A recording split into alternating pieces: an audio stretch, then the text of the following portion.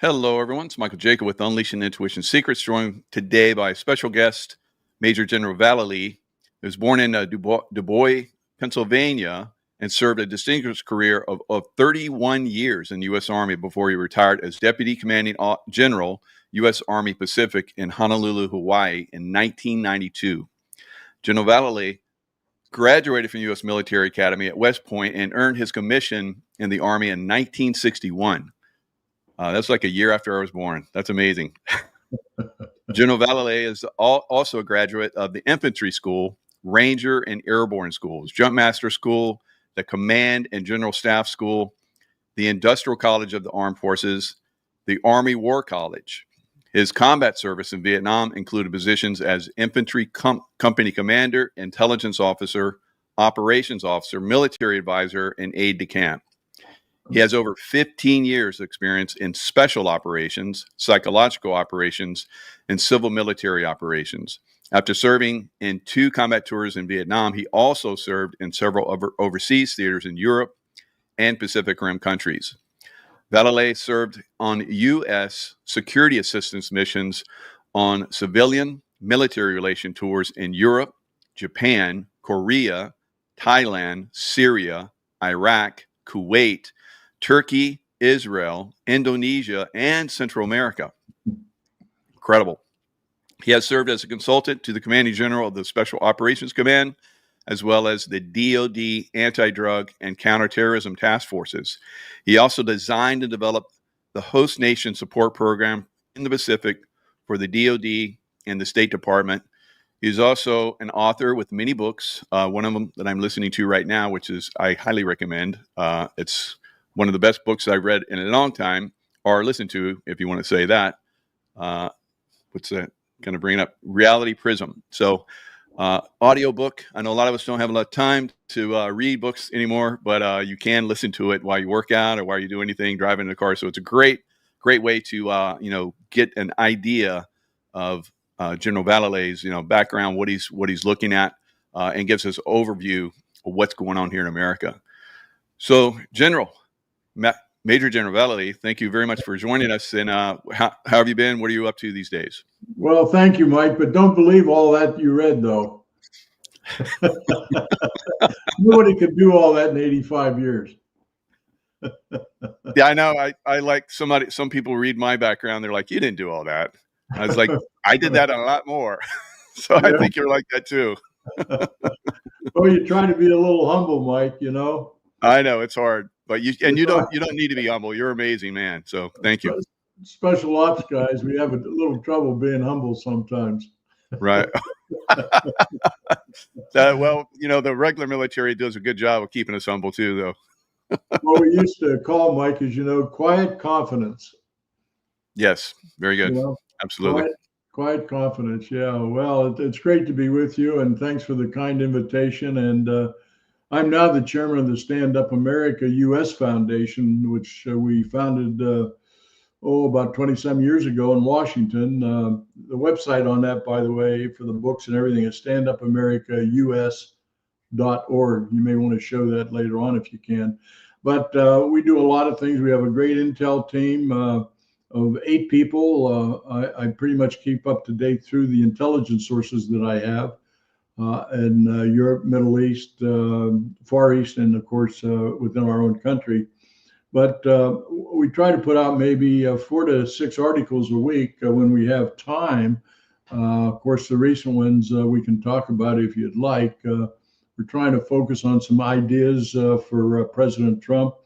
We did do a plan, Mike, called Operation Sinaloa for Trump in his first term, and re-upped that, sort of improved it in his second term.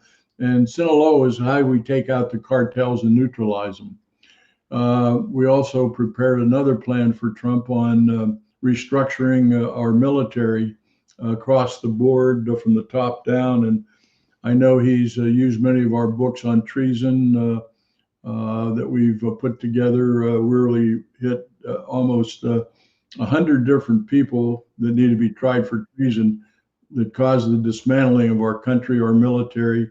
And of course, Biden and Obama come to the top of those lists that we have. and we're waiting for Pam Biondi to go ahead and take action because some of these people, Mike, as you can appreciate, they mingled with the enemy. They supported the enemy in many cases of the United States, not only external but internal as well. And so we feel very strongly that these people have to be held accountable. So that's sort of my overview. Yeah, that's incredible. Now, you have been pointing out that under Obama, and of course under Biden as well, that they have been purposefully infiltrating us with terrorist groups to take over America. Right. There's many of us have been speaking out about that. I'm thrilled to have a major general speak out about this. There seem to be a lot of people in the upper echelon seem to be quiet about this, but you have been speaking out. Now, we can go all the way back to where you were going into Syria, right? And Obama foiled your plans to basically take down Assad. Tell us a little bit about that. 72 years old, leading a group. That's unbelievable. Thank you for doing that. Yeah, in 2012, I was contacted by my Middle East liaison, Colonel Najjar, and he said there's about a dozen Syrian generals who defected from Assad, and they were formative of the Free Syrian Army at that time. And they wanted to know if you would fly into Turkey to meet with them down in Antakya, which is southern Turkey, right on the Syrian border. And so I flew over and through Istanbul down to Antakya. And at that time, they wanted to take me into Syria to see what was going on. So we planned this operation to go across the border. And we did get across, and we went on some jitney buses to another location where we loaded onto all of these Toyotas and everything with machine guns and aircraft. You've seen them all in the pictures. And so we headed west to Aleppo, which was about 80 kilometers. But at that time, I was requesting air support for the Free Syrian Army from Obama. And of course, they would not provide any at that time. And as you can remember, Assad was bombing all of his people. He's bombing the cities. He's killing kids. The army, the Syrian army, was given a directive to shoot the young people in the hips so that they couldn't walk or run. And of course, it was just terrible what was happening. And it was all based out of Damascus. And he just kept bombing cities and killing people. So, but anyhow, we had to go back with lights out for 80 kilometers from Aleppo back to Antakya. And the reason was that we got word that Assad found out I was there and in a convoy of about, I can't even remember how many vehicles we had. Anyhow, we got back to the border and across the border on foot because the border points were all closed. And if you can picture this, we're out on a highway about midnight, a dark highway in Turkey, and all of a sudden, 3 cars show up like Uber and picked us up and took us back to our hotel. But wow. Mike, you'll appreciate this story too. Let me tell you, when we had a conference in Turkey before we went in, a young Syrian major, I said, well, you're talking all this high level stuff. He says, what can we really do? Because we're getting bombed. The Air Force, we have very few shoulder fired missiles, and we just don't have any way of taking out the aircraft. So old infantry guy, I'm scratching my head. And so I said, okay, here's what I want you to do. I want you to get 100 men of your best shooters. I want you to form 25 sniper teams, 4 men each, sniper, spotter, 2 security guys. I want you to go to the airports, and I want you to shoot out the tires of the jets and helicopters. And I want you to take out any of the pilots you see that are going to go down in their Jeeps going to the aircraft. In other words, take the aircraft down on the ground. Well, 2 days later, Colonel Najjar, I flew back through Istanbul to London. On Thursday, on Thursday, in front of the London Times, Syrian International Airport closed by snipers. Wow. They closed the airport down for 30 days. It never in my mind that, I don't know, it must have been God given or something went through there. But I said, if you can't shoot them out of the air, shoot them on the ground so they can't fly. But anyhow. Wow, that's brilliant. You might remember back in the early 80s, we had that short field operation into Vietnam to take out the Russian backfire bombers in case we went to war, and I was part of that group. So I appreciate taking out the vehicles or Air Force like that. It's very easy to do that, and that's special operations perfect right there. Yeah, sniper teams. You can't beat good sniper teams. They can do a lot of damage. And you were going to have a lot of them out there. Wow, brilliant. So you talk about how Obama. I'm right along with you. They started up. They took down Egypt, and to put the what was that? What was that one group that took over Egypt during the Arab Spring? The Muslim Brotherhood. Muslim Brotherhood. Thank you. Right. And of course, Hillary Clinton, Huma Abedin, her family was involved with Muslim Brotherhood. So there was a lot of problems with that. And I remember seeing that, and I was overseas during that time frame, and I was thinking, this stinks. What they're doing with this Arab Spring. Yeah. And sure enough. The people finally, when they figured out what was going on, they pushed back on it really hard. But do you see parallels with all that in America? Obama, I mean, he's a Muslim. He's the ultimate Manchurian candidate. We knew it way back in the early 2000s before he was elected that this guy was a phony. Wow. And we put out information. I remember Obama, even in a speech in Virginia, he chastised me for being in conflict with what he was doing. He mentioned me by name, and I don't know how he got my name, but he did. But let's go back to Egypt. Here's another epiphany, Mike. Okay. And I don't know why I'm drawn into these things in my lifetime, but I am. So anyhow, I was asked to be a co-delegate of a delegation for America going in to meet General al-Sisi in Cairo. And General al-Sisi was the commander of the armed forces, as you remember. And in the second uprising, they overthrew Morsi, the Islamist president at that time, head of the Muslim Brotherhood. And the Muslim Brotherhood actually started in Egypt in the 1920s. A lot of people don't know that. So Obama sort of fueled a lot of things going on. But when General al-Sisi took over, he wasn't the president yet. He was still chairman and head of the armed forces of Egypt.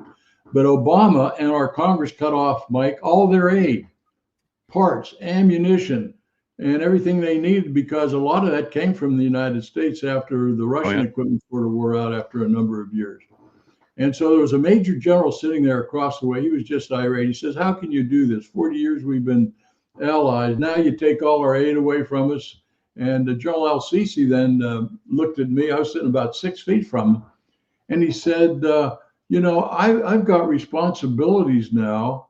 I've got failing nations to my south, Sudan, to my west, Libya. He said, I've got to protect the Suez Canal, the Red Sea. I've got to work with the Israelis in the Sinai. I've got to rebuild our economy. And again, the election hadn't come up yet. He was just sort of the interim president. And he turned to me, Mike, and he says, why does America always seem to make its decisions looking through a political prism rather than a reality prism? And I'm thinking back, by God, he's right. Here's the president of Egypt. And when you look at it, that's what we do. We look through, other than Trump and his people, look through a political prism. You can't solve anything looking through a political prism, because you've got partisan politics, you got money and all of that. So anyhow, flying back from Cairo back to New York, I'm thinking, boy, I tell you, that was an epiphany for me. And then I wrote the book Reality Prism based on that meeting with al-Sisi. But it's still today, if you look at the Democratic Party, you look at all these partisan kooks we have still in the deep state in Washington, They don't realize you got to look through reality. That's what we try to do in the military, right, Mike? Special ops. We look at the situation, look at the reality on the ground, then we formulate a plan to solve that situation. Right. I mean, that's how special ops guys think. But I can't get it through a lot of these congressmen, even the Republicans, and it comes down to money, unfortunately. But anyhow, those are just a couple stories that No, you're bringing up some really good points. I remember during that time frame, I was there before that, Arab Spring, in Egypt, training with the Egyptians, special forces. We, great armed forces.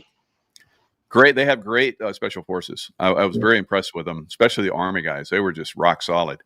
And I was like, well, these guys are good. They're going to be able to take care of themselves. But you might remember Egypt back then. It was a third world country. It was nasty. It was dirty. The roads were horrible. I just went back there last year. I went to the Red Sea and I went to the pyramids, took my kids out there, and we went around. It was transformed.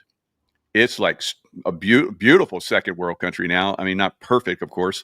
Yeah. Roads are good traffic. Clean. People are good. Back then, it was like it's kind of sketchy. But now everyone seems to be good and happy, and the food is great. I mean, I had a great time there in Egypt. Yeah, they had to get rid of the Muslim Brotherhood. Yeah. I bet you the camels still smelled a lot. Oh, yeah. I rode them. They still smell the same, no doubt. I rode on a camel in the desert. Mike, the Democrats want the bad guys. Janine Pirro. Remember Janine? She's now her attorney in Washington was at Fox, but I took her over with me. Oh, nice. The Egyptians loved her. Oh, I bet. Yeah. She's a firecracker. I love her. Yeah, she's doing a good job there in Washington, D.C. now. So we have really good people in Washington, D.C. now. It seems like they're turning the tide, because I thought that if Trump didn't get back in there, our country was gone. Oh, gone, yeah, for sure. Yeah. Well, God was with us. They brought him back, and they're keeping him safe and healthy so far. But the only thing that we picked up, Mike, just to go to the Russian-Ukraine thing temporarily here, if you'd like, Trump does not have any good advisors that understand Russia. Okay. Yeah. They're mostly neocons like this General Keane on TV, and Joe Kellogg's a good guy. But a lot of them are still neocons. All they want to do is side with these morons in Europe to escalate this. And you can't do that. That's why Trump has got to talk continually with Trump and get this thing solved. Right. These people, he does not have one that I know of advisor that understands Russia and Putin and why they've done what they've done. Not saying they're right. I don't know why he's not talking to you more. There's always two sides of the story. Right. Now, you facilitated the soccer ball meeting between President Trump and Putin in 2017. Correct. Tell us about that. Well, I was invited over to speak at their foundation over there, which is like Heritage Foundation. It's their think tank. They work for the foreign ministry. Anyhow, they were hosting a meeting on the Middle East. And so I was the senior American invited to speak there, along with a lot of previous foreign ministers, people from the PLO were there, Pakistan. We had the retired four-star general from Israel there, and it was a group of people. I was the senior American there. I took one of my intel guys there, Mike Maloof, who went with me. So anyhow, the second day, a gentleman comes to me, and you won't believe this, but his name's Alistair Crook. It's like out of James Bond, Alistair Crook. So I got introduced to Alistair, and his last station was in Lebanon. He was MI6, by the way. And so he said, the president wants to see you. I said, the president? The only president I know is President Putin. He says, you have to be at the foreign ministry at 4:00 this afternoon. So Mike and I, actually, we walked from the hotel to the foreign ministry, and they took us up to the 7th floor, which is interesting. our head of our State Department's on the 7th floor, right in Foggy Bottom. Well, the foreign minister, their State Department guy, was on the 7th floor as well. Well, CIA 7th floor. It's got to be a 7th floor thing going on out there. Yeah, exactly. So I go up, and here's Ambassador Bogdanov, who I'd met in Paris the year before, and he's the one that actually got me invited to Moscow.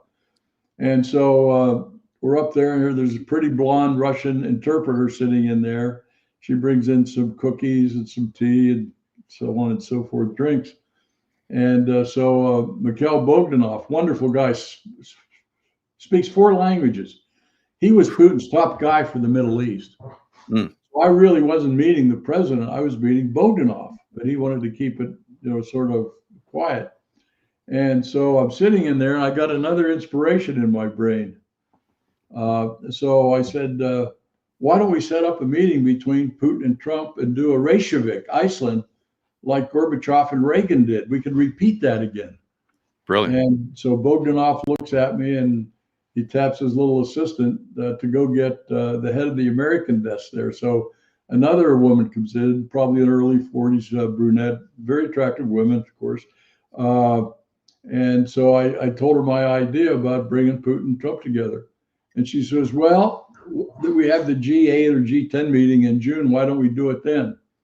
So anyhow, I said, fine, we can make it happen. So I came back, sent an email to the White House, and Putin and Trump met in June 2017. Yeah, that's incredible. So I don't now, know why, again, I don't know why I get drawn into these things. They're buddies, it seems like, because of that meeting. So really good job. Well, you find out, and then of course Mike and I had an opportunity to meet with the delegation of Washington D.C. at the Russian embassy there on many occasions as we try to work through the whole Middle East situation. But what I found out, Mike, these Russians are very well educated. This Lavrov, foreign minister, they were so much more competent than Obama's people or Biden's people. I mean, these were young men, spoke perfect English, women, delightful to be around, very understanding. And so it got me an insight that I learned back in the intel business, Mike. You got to look at both sides of things. Sure. If you're going to come up with a solution or some kind of a decision. And that's why I say Trump's got to get some people to really understand Russia, what's going on and their motivations. But you notice all the networks, Fox included, Newsmax, none of them, they never have a Russian on there to explain the Russian side. It's always the Europeans and our neocons and so on that are on the television. Yeah. Well, I think the Democrats are still angry because Russia threw off the communists, but I don't know. It's like, what do you think is going on with? We'll briefly touch on this: Ukraine and Russia. My thoughts are Russia is going to crush Ukraine. What do you think is going to happen? Oh, it's over. It really is over. They're still going back and forth, and they just need to set a ceasefire at 2:00 this afternoon. No more bullets, no more rockets, no more missiles. Let's do it. But you got incompetent people in Europe. You got this new Merz in Germany. They're pushing missiles now and rockets into the Soviet Union, into Russia. I mean, these Europeans are such amateurs, and of course they detest in a lot of ways Trump because he's so popular now around the world. He's really a global leader when you think about it, what's happening. So I mean, they can end it, but Trump and Putin have to do it. They have to talk. They don't need Joe Kellogg and some of these other people trying to negotiate things because they'll never get there unless Putin and Trump agree on it. And then they get the puppet in Kiev, Zelensky, and keep the Europeans out of it. And then we can come up with a solution in 30 days or so. Anyhow. Yeah. And I would do it if you'd asked me, but I think a lot of people would, for trying to end this stuff and move along. Now, we basically set kind of, I guess, the foundation that there seems to be, or a lot of people don't even realize there is an enemy within the gates. A lot of us have been reporting that coming across the border has been weapons. They've been infiltrating the major cities and setting up shop there. You talked about this way back in Obama's time frame. I saw articles that you wrote back then. Yeah. I think Biden was obviously was just a continuation of it. How far along do you think that is? Well, I mean, we got these illegals. We got over 200,000 Chinese. We got containers coming into our ports that are loaded with weapons and commo gear and who knows what else they brought in through the ports. And we know this through intelligence, and they pre-positioned them. Some of the teams have been designated to take out our grid system, Yeah. our water sources, our bridges. We picked up overhead surveillance that they've done on our military bases. We've actually arrested some of these people outside of military bases. Yeah. And so we know we're there. The cartels are even funding their own up here, some of their terrorist groups. So the enemy within is there. And so our staff, we put together a plan a couple years ago when the police were being attacked so much and defunded. And so we came up with the Patriot Guard concept and doctrine that we wanted to spread through each county. Now they said, well, you got the militias. I said, no, you don't have militias anymore. You have some figurehead militias like Texas and maybe, but they're not organized. They're not funded. And what we want are local guards working with our police and working with our sheriffs to be able to augment them. And so in Montana, we put together a roster of about 1,200 who were formerly special ops, military, intelligence, police, and so on. And what we wanted to do is spread this across the United States because we still have that internal threat that's very valid that we just talked about. And the sheriffs and police don't have the force to handle that. It's enough that they're handling the criminal activities that are going on in our cities and that due to the cartels and due to the illegals coming over and the criminals that we have here. But when you have organized forces within the gate, the police can't handle it. Now, your alternative is to use our military, of course, National Guard and Reserves. But our feeling is each county should have at least 1,000 members of their Patriot Guard that can work with the sheriffs and the police that have training. And we're just trying to spread that across the country so we can protect our businesses locally, protect our schools, and so on. Because the police still don't have the forces necessary and funding to do everything that they need to do, especially in larger counties in America. But you know, it's interesting, Mike. We have some of the sheriffs and police chiefs say, no, we don't want to do that. We don't want you civilians involved. All right. And you know, a lot of the sheriffs they're elected. So they play politics, a lot of these sheriffs do. Sure. But yeah, we've had some sheriffs come back and say, yeah, this is a great idea. And so we're just encouraging leaders in each county to form a group that can work with the police. They won't have an arrest capability. They certainly could do a citizen's arrest if they had to, but they certainly can be called.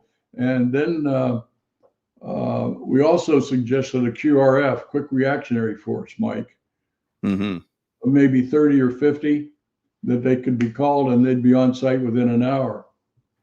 And so we don't have all that Antifa stuff going on anymore or whatever is going to be formed. The threats are there. The George Floyd riots definitely showed us that the police can be quickly overwhelmed. Exactly. Then the National Guard showed up. But even with the National Guard there, you look at Wisconsin, even there, they still had lots of burning and looting and so forth and deaths that were going on. So I'm just going to read a couple of paragraphs from your article on the Patriot Guards of America. We need a plan for U.S. citizens in our cities and towns to protect themselves and their property. The police need reinforcements and assistance in quelling crimes and criminal behavior in many crime situations. We recommend that all counties in America consider forming their own Patriot Guards. So that's, how many counties do we have in America? It's like 3,000. It's like, I think it's like 3,200 or something like that. Yeah, that's what I thought. Yeah. So, I mean, we know that some counties will not do that. The Democrat counties are not going to go there, unfortunately. But we could support them from another county because it seems like most of those counties are in big cities where Democrats seem to, form. But in the surrounding country, all America is pretty much red, except for the big cities. And I think that, most people would be very open to that. When I said that I was going to be talking about this with you, I had massive interest in this. So it is great. something. There is a very big movement that people would love to get involved with this. Is there any foundational work as far as how it could be formed, what it would look like? Yeah, and we've answered a lot of the emails that have come in, and we tell them, well, you've got to do it. We can't do it. We're just giving you the strategy and the planning how to do it. And that's all we can do. But it's up to you in each county to do this if you want to protect your people and businesses. And we had our first meeting at the VFW out here in my town in Montana. Mm-hmm. And that's what initiated it. And so that's what you have to do. But I've got some people email and says, well, we don't have anybody that can lead this. I mean, find a leader. You got to have somebody in the county. You got to have some SEAL, Navy SEAL, or some Air Force or Navy guy, or somebody that has some kind of the ability to organize. It doesn't take much. You have a meeting and talk about it. But again, you get blowback from some of these sheriffs and police chiefs. Yeah, I think that's a good plan, though. Start with your VFW and have a meeting there and get support there, and then move it to the sheriff and see what kind of support you can get from the sheriff. Hopefully, from the sheriff. Every sheriff that I've ever talked to, I talked to a lot of sheriffs. I have sheriffs on my show, and they would love for citizen, backing at least, exactly. at a minimum, like support. Why would you fight it? Why would you fight it? No, there's no reason. Well, you would fight it if there's some kind of plan to destroy America. But other than that, you're going to be open. This is to protect America, right? Yeah. But then that's you're going to be considered a white right-wing activist organization that wants to take over. No. See, they blur everything. We're here to help the police protect the families. Yeah. And the police in many of these criminal activities, they can't react because they don't have the force to do it, or somebody breaks in somebody's home, they break into some kind of a company or a warehouse, and you may get the police there in time with one squad car and that, but if you had a roster, a quick reaction force, where you have maybe a sizable criminal activity going on. They did that, by the way, in Eastern Washington. I think it was in Coeur d'Alene, Idaho. Yeah. You familiar with that? They had some Antifa groups coming in there, and they formed their own Patriot Guard there. They ran those characters out in 24 hours. Don't you ever go back in the city limits of Coeur d'Alene? I just recall that because it hit the papers and all that. But that's what happened. That's right. Yeah. So. Yeah, that's a brilliant idea. So you have basically just formulated that idea. From this point, it's basically up to each county to start to form. Right. We can't do it for them. Yeah, we can't do it for them. That's for sure. Yeah, there's a lot of laws and so forth that have to be make sure you're checking all the boxes and everything. But it's not that hard to overcome. Well, I was just going to say, Mike, the sheriffs can deputize as many people as they want to. Sure. There's no limitation. The whole town. They can deputize the whole town. You don't have to pay them. These guys or gals are already working somewhere. They're just being called in to protect something. But yeah, and down the border, we suggested that a long time ago that every sheriff along the border ought to deputize 2,000 to 3,000. Stop them coming across the border, but that didn't work either. Did in Texas to a degree. But I was going to offer my services there in Texas there for a while, but I didn't feel there was good support from the administration there, so I didn't want to have somebody coming up on my backside, taking me out. But I think this is a great idea. Now there's lots of other things that you talked about, and we've talked about just before the show. There in Montana and pretty much all over the United States. Right. You mentioned that there's now like this push against white privilege. Before the black community was suppressed and vilified, and now the white community is being vilified. But we have a community here in America that's been vilified pretty much from day one when the Pilgrims came over, and that's American Indians. What are your thoughts on that? Well, we've had some meetings on it here in Montana. We have the remember the Blackfoot reservations? The Blackfeet were the largest Indian tribes in America at one time, the Hmm. largest population, almost 250,000. And they Wow. would go from southern U.S. all the way up to Montana, depending on summer and winter. And they would migrate back and forth. And Browning, Montana, is the head of the Blackfoot Nation now. It's right up on the Canadian border, just a few miles from the Canadian border. It's called Browning, Montana. You can look it up. And they put a casino in there. But when we started getting a lot of information on what was happening at most of the reservations, the crime, the sex trafficking, child abuse, there are so many Indian young girls missing, but nobody wants to talk about it too much. They get kidnapped, taken away. The cartels have moved in, their drugs and so on. And that's the Blackfoot Reservation. And I mean, you go to the south, we have the Kalish tribe down there, south of Polson, Montana. You can pull it up. But they have a college, they have manufacturing and high tech, they have farms, they have businesses, and they're doing great. But the vast majority from we gather are not doing so good. So we just think it's time that these reservations become a part of the American community. You have basically that land then should be separated out and people get property rights. They own their own house, they own their own property. You can build newer homes, you can do businesses, you can do schools, and all this money that we flushed down the drain in Ukraine could have been done for American Indians, but it's not been done. And you have a lot of corruption at the higher level sometime in these tribal groups. So anyhow, it was brought to my attention from my visits up to the Blackfoot reservation that someone ought to take the initiative. And I think it'd just be a great idea for Trump. And you're not going to take away their traditional tribal values. They can keep all of those things. We just want to make a better community for the Indians. And so they're not stuck on these reservations. And they'll tell you, yeah, we'd love to get off the reservation, go and do all this. But, you know, so anyhow, it's just something I think Trump could take on. It would be good for America and good for the Indian community. I agree. Yeah, I've been on to, I've got a lot of friends who are American Indians. I have, I believe I have Cherokee, but that's my grandfather said he was Cherokee and from his grandmother. But when I did the DNA test, it didn't come up, but I heard that the DNA tests don't even look for American Indian DNA, which was, you know, because they're trying to just eliminate the not even, it doesn't exist. It's like crazy. So yeah, that's one of the things that I think would help America if we start taking care of our people more and just do away the reservations. It's not a reservation land. It's their own. It's their own land. You just convert it into a modern area with homes and shops and businesses and so on, and take away that whole dependency that they've developed. The alcoholism is just horrible at the reservations.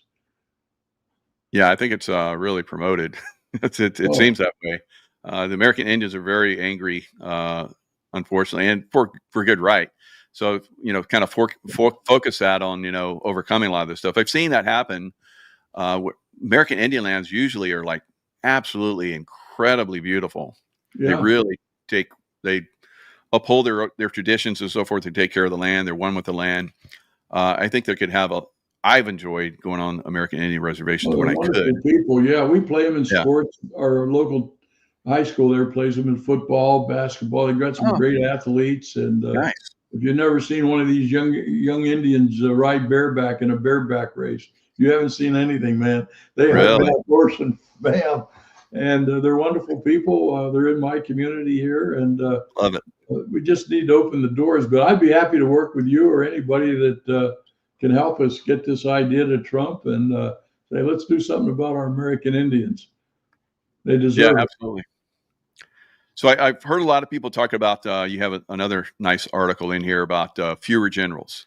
And I know that, you know, during World War II, we had so many generals, so many admirals. And today it's like 3 or 4 times that number. What are your thoughts? I guess Pete Hegseth, Secretary of Defense, is talking about maybe fewer generals and admirals. What are your thoughts?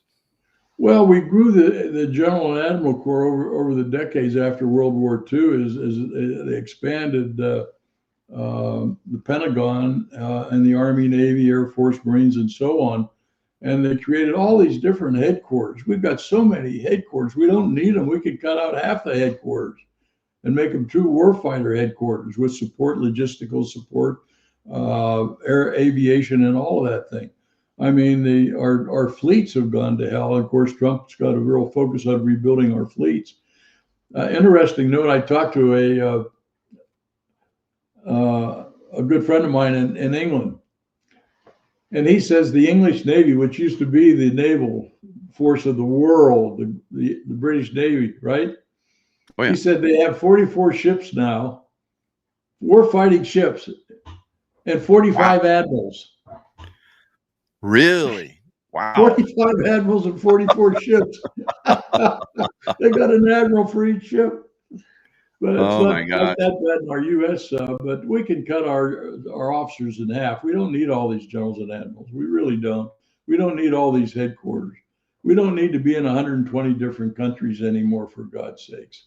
You know, we got to consolidate, look to the future.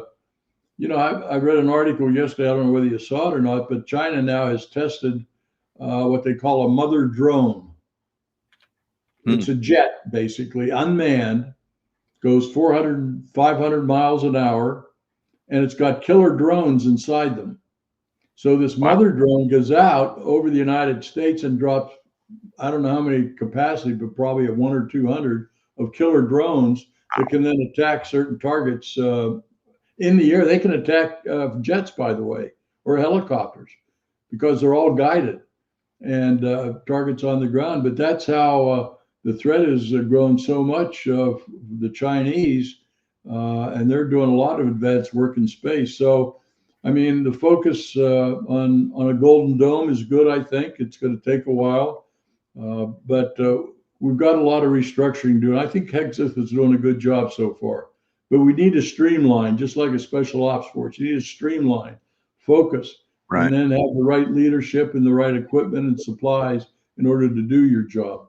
It's that simple. It's not a very complicated thing to understand. It's complicated when you get into, you know, the different types of weapon systems and so on. And so you got, and you remember, Mike, I mean, before we were thinking about World War II, we had Navy, land, and sea, right? Yep. Land force and naval force and air force. Now we got cyber. Oh, yeah. All right. We have space now that we didn't have before. You have bio. So you got a lot of those 3 things of areas of warfare now that we didn't necessarily have in World War II. Yeah, that's, I mean, the biowarfare, I studied that for most of my career for almost 35 years. And when I saw the bioweapon that came from Wuhan, I pointed out right away. I said, that's a bioweapon. It's coming from Wuhan labs, and we need to be prepared for it. It's probably going to be pretty significant. It wasn't that bad. It was like a bad case of the flu, but they used it. They, you know, built it up as something that was going to be horrific. And as you pointed out, you know, President Trump, you know, during his last term, there are a lot less people that died without the vaccination that died with the vaccination after he left. So it seems to be, like you've said, the Democrat Party used that as not only a bioweapon, but also a weapon to, you know, subvert a lot of America and get control of America in a lot of different ways. Yeah, and look what they can put in space now. You can put a nuclear weapon, even on a drone, fly it so high, hung, and then communication-wise, you just press a button, you can drop that nuclear weapon on anywhere. That's what the Chinese, I think, were testing as they sent balloons over. You can put it on a balloon too, but you can put it into a satellite. Sure. You could have, say, 10 launch positions out of a satellite, all marked, all guided, and you hit a button and you can take that space nuke and drop it anywhere you want to. Yeah, I Hmm. mean, these are all the things the Chinese are working on. They're very advanced right now. But as President Trump says, we're more advanced. They could be Yeah, just the narrative, trying to continue the narrative, for in our favor. Boeing F-47 just coming out. You talked about drones. Trump said that there were drones that would operate with the F-47. So it sounds pretty high tech. yeah. No, we're out there. I mean, we're competing. It's just Mhm. that we want to make sure we understand what the threats are from, say, the Chinese, for example. And they're threatening Taiwan again. Whether they'll take Taiwan, who knows? But they're having a lot of problems in China right now. But boy, they've advanced in the last 5 years. Isn't Well, it they had a lot. interesting? Those They had a lot fighters of were, help. They sent them all of our industry. So Trump's trying to bring that back, and that's definitely having an effect on China right now. yeah, you look at their jets, they look just like ours. Yeah. Wonder where they got that intel, or where Yeah, they got where that they got information. that. Yeah. Yeah. Well, we got So challenges, but I think we got a good team in place now, and we have to support Trump knows what he's doing. They were talking about the first 100 days, and I tell everybody, wait till you see these 100 days coming up. ah, It's going to be done good. more and more and more. So we have to be ready for all these changes. And and Alberta, by the way, is just north of me, about 50 miles. And of course, they want to become a part of Montana and the United States. Oh yeah, talk about that. You read an excellent article about that. I'm like, that is so brilliant. They should be the 51st state, and then we're just going Yeah. to have dominoes. Saskatchewan is going to go next. So Yes, Saskatchewan and Manitoba. yeah, Yeah. But brilliant. I mean, you go to Costco here where I live, half the cars are from Alberta. Hmm. And they even come down to our hospital to use our hospital because they can get examinations and that quicker than they can in Canada. Operations and so on, especially knee replacements, shoulders, whatever it is. But the Prime Minister of Alberta, I read an article that was released on her when she told Carney, the new Prime Minister of Canada, we're not sending you any revenues anymore. You're not going to suck off our titty anymore, basically. Nice. We're tired of sending all you guys taxes. All you do is all these liberal things. And so you got the Albertans really standing up now. And even what they call the First Nation people, the Indians up in Canada are called First Nation people. Hmm. And they're organized now in about 4 different groups. I've been in touch with some of them. But anyhow, we'll see what happens there in Greenland. Yeah, it totally makes sense. They won't have to stand up an army. They won't have to have the diplomats and all that stuff. It would be a brilliant deal. We're already doing great trade with them. And their money wouldn't go to, like you're talking about, Ottawa, Yeah, and they use exactly. for liberal programs, and they don't get any of it back. Yeah. It would make sense. And Yeah. then everybody else sees, well, you guys got a good deal. We want to do the same. Yeah. As I say, they're just like us. I mean, in Alberta, there's not much difference. Not at all. Yeah, I've been By the up. way, it's interesting, Mike. Calgary, I think, has like 1.2 million or 1.5 million citizens population. It's greater than the population of Montana. Just the one city of Calgary is larger Wow. than the population of Montana. We have just over a million and 0.1 or 0.2, something like that. We just went over 1 million a few years ago in the whole state of Montana. It's the 4th largest state area wise. Yeah.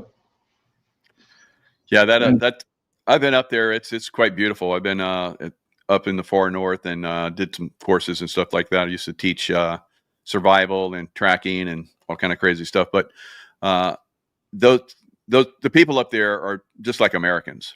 oh yeah. They think like we do. Yep. They have the same desires. Everything is almost completely like America. It will be an easy train. They love their families. They want to have freedom of speech. I even had somebody, unfortunately, that was speaking out against the COVID vaccination. A lot of people that were dying. Yeah. He was a guy that ran some morgues, or not morgues, but funeral service homes.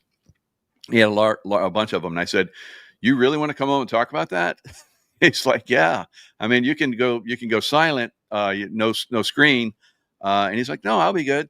So like 2 days later, he'd contact me and said, I got so much heat from Ottawa people and so forth. Can you please take that video down? So it's unfortunate, but I think they're ready to like break free. They are. Yeah, I was told even the RCMP, Royal Canadian Mounted Police, they've all gone to the left. They accept everything just like they do out of Quebec. It's communist ideology, left wing, and then you have that idiot Trudeau is in there for so long, and Carney is a globalist, as I understand. It's the same. But something's going to happen in Canada. It's not going to stay the same. Something, and hopefully that's something is that one or two of those or three of those provinces become 51st, second, and third states. That'll be outstanding. Yeah, exactly.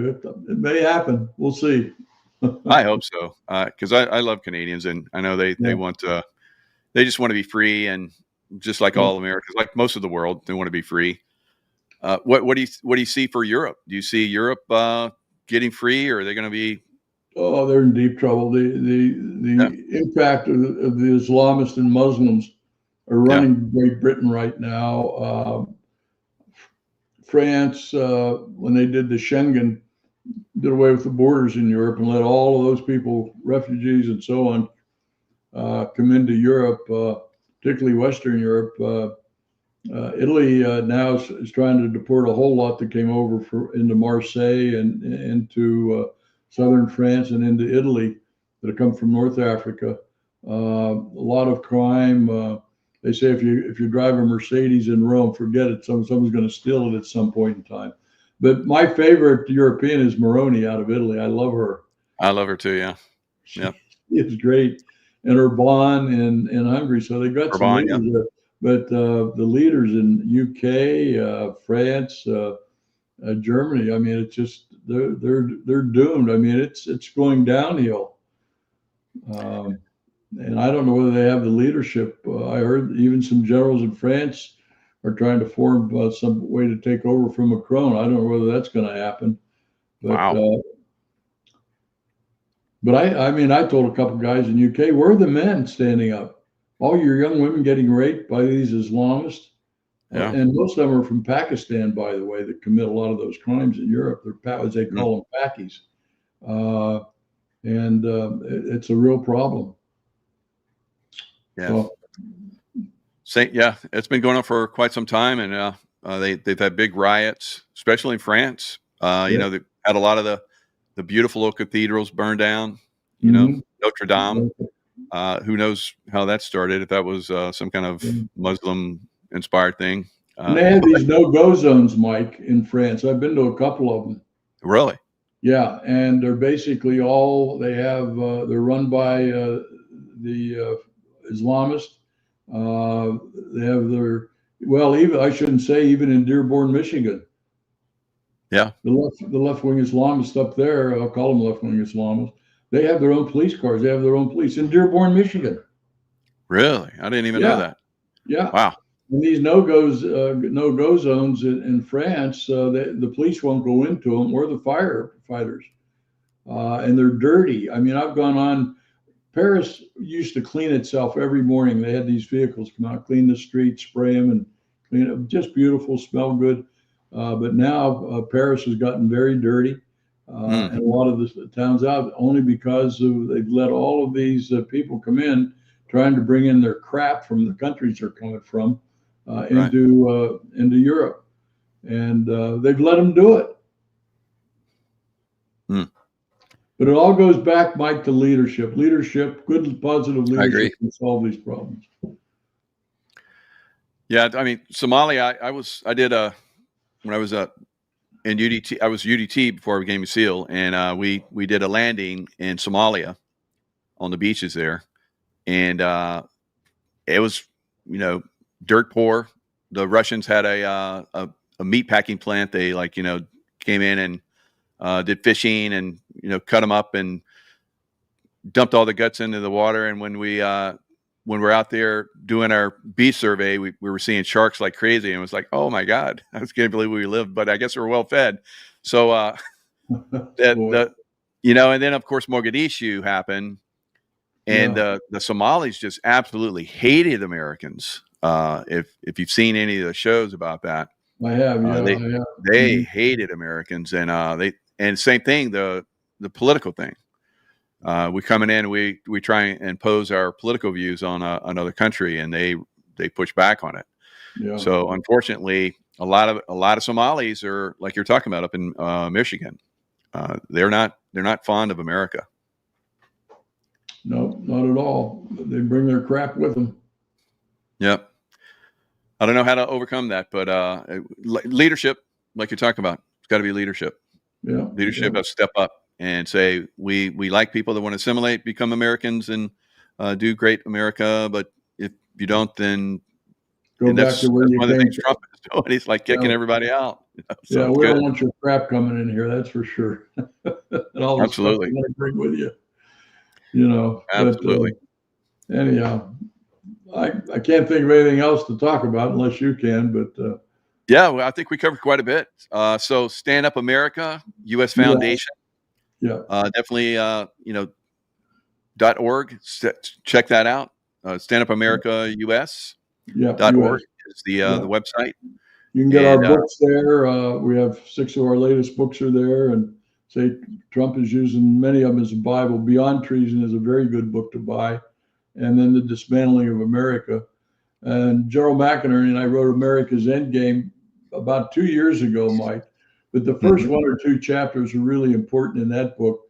But we said back then when we wrote that book, America won't change unless it has a spiritual awakening.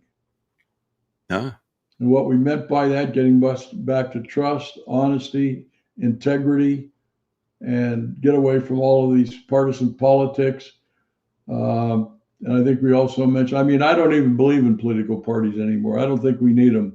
I think there's better ways to put leaders in our cities and towns and state government and federal government. But they're nothing but money machines, laundering machines. And I just don't think we need them anymore. We've got to come up with a better way to run our government without political parties, in my opinion. Yeah. Well, Major General Vallely, it's been an honor and a pleasure to have you on. Absolutely brilliant. Your worldview, leadership, it's the kind of leadership many of us that have served appreciate. And we hope that leadership spills over into the Trump administration, which it seems to be doing, and really has an impact. So thank you very much for joining us. Thank you, Mike. Let's do it again. Absolutely, sir. Thank you. Okay. Take care. You too. All right. Bye-bye.